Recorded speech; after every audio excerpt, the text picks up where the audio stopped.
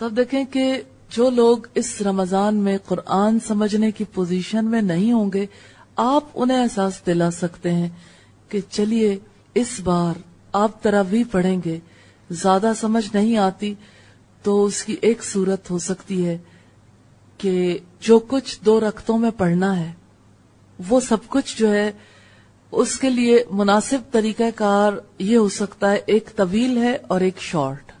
طویل طریقہ کار یہ ہو سکتا ہے کہ پہلے ترجمہ پڑھ لیں، اب ہم نے کیا پڑھنا ہے، اور ترجمے کے ساتھ اپنا احتساب بھی کرتے جائیں۔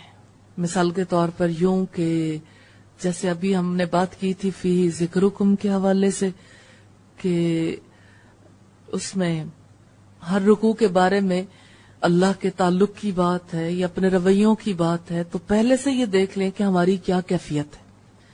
ہاں نہیں، کسی حد تک، بہت حد تک جو بھی کیفیت ہے اگر اس کو سامنے رکھ لیں، الرٹ ہو گیا مائنڈ، ذہن نے اس طرف سوچنا شروع کر دیا۔ اور یہ کتنی بڑی دولت ہے کہ ایک انسان جو ہے اس کی سوچ کا رخ رب کی طرف ہو جائے۔ تو یہ جو چیک لسٹیں ہیں نا، یہ جو جائزہ فارم ہے یا یہ جو احتساب کرنے کے لیے ایک چیک لسٹ ہے، یہ چیک لسٹ بہت زیادہ فائدہ دے گی۔ اس کی وجہ سے سوچ کا رخ سیدھا ہو جائے گا اور اس کی وجہ سے یعنی نماز کے اندر کی کیفیت بدل جائے گی۔ اچھا، ایک تو صورت یہ ہو سکتی ہے کہ نماز سے پہلے یہ سلسلہ جو ہے وہ جاری رکھیں، اور یہ ہے کہ ساتھ میں اگر رکوع کا جسٹ بھی سامنے رکھ لیں تو وہ چیزیں پھر رکوع پڑھتے ہوئے ذہن میں کسی نہ کسی طرح سے گونجتی رہیں گی، سامنے رہیں گی، جس کی وجہ سے نماز کے دوران اللہ سے ایک تعلق بھی قائم ہوگا اور اپنا محاسبہ بھی کہ ہم کہاں سٹینڈ کرتے ہیں۔ نمازوں کی کیفیت بدل جائے گی اور بدلتی ہے۔ جب کبھی بھی آپ کی سوچ کا رخ اللہ کی طرف ہوتا ہے، آپ کا اپنا آپ اپنے قابو میں نہیں رہتا۔ یہ ہے طویل طریقہ۔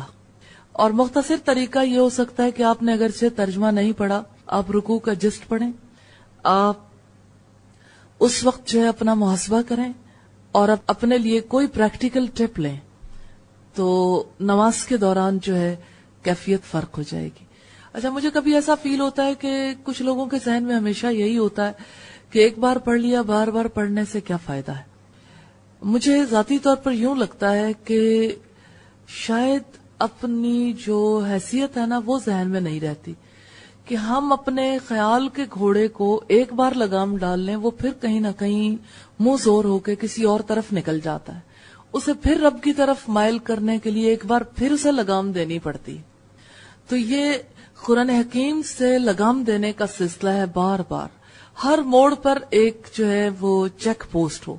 جیسے آپ دیکھیں جو سینسٹیو ایریاز ہوتے ہیں نا، وہاں پر چیک پوسٹ بنی ہوئی ہوتی ہے کہ آپ پہلے اپنی نشاندہی کروائیں گے پھر اندر جائیں گے، ورنہ آپ کو اندر جانے کی اجازت نہیں ملے گی۔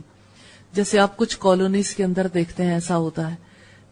کبھی آپ دیکھیں تو حرم کے دروازوں پر بھی جو افراد متعین ہیں آپ کے سامان کا جائزہ لینے کے لیے، وہ آپ کو پورے طریقے سے چھان پھٹک کے پھر جانے دیں گے۔ مسجد نبوی میں بھی اسی طرح کی صورتحال ہے۔ اسی طرح سے آپ دیکھیں جیسے آرمی کی چیک پوسٹیں ہیں، اب ان کی کیا حیثیت ہے، ہم ان کی کوئی حیثیت ڈسکس نہیں کرنا چاہتے۔ میں تو اس وقت صرف یہ بات کرنا چاہتی ہوں کہ آپ جب کبھی سینسٹیو ایریاز میں داخل ہوں گے، ہر بار تلاشی ہوگی، ہر بار نشاندہی کروانی پڑے گی۔ ایسے ہی یہ جو ہمارا ذہن ہے نا، یہ ٹھہرتا نہیں کہیں، ہر بار اس کو ریئلائز کرانے کی ضرورت ہوتی۔ جتنا اچھا ریئلائز کرائیں گے اتنا زیادہ فائدہ حاصل کریں گے انشاءاللہ تعالی۔ اور آپ دیکھیں کہ جس نے افطاری کے ٹائم اسے سامنے نہیں رکھا، وہ رات کے وقت یعنی تراویح سے پہلے سامنے رکھ سکتا ہے۔ اب فرض کریں کہ جس نے قرآن حکیم پڑھ تو رکھا ہے، پورا قرآن پاک اسے ترجمہ و تفسیر سے آتا ہے، اسے سمجھ رکھا ہے، اب چلیں افطاری کے ٹائم پہ ایک دفعہ بیٹھ کے دہرا لیا، اب وہ کیا کرے؟ کم از کم جو اپنا جائزہ ہے نا وہ ضرور لے لیں نماز سے پہلے، اس وقت میری کیا کیفیت ہے۔ بعض اوقات انسان اتنا کانفیڈنٹ ہوتا ہے کہ میرا اللہ سے تعلق بالکل ٹھیک ٹھاک ہے، این موقع پہ دھماکہ ہوتا ہے کہ نہیں یہ چیز متاثر ہے۔ کانشیس ہو گیا نا انسان، کانشیس ہونے کی وجہ سے ایک انسان کے لیے زیادہ آسانی پیدا ہو جاتی۔ تو یہ چیک لسٹیں بہت ہیلپ دیں گی۔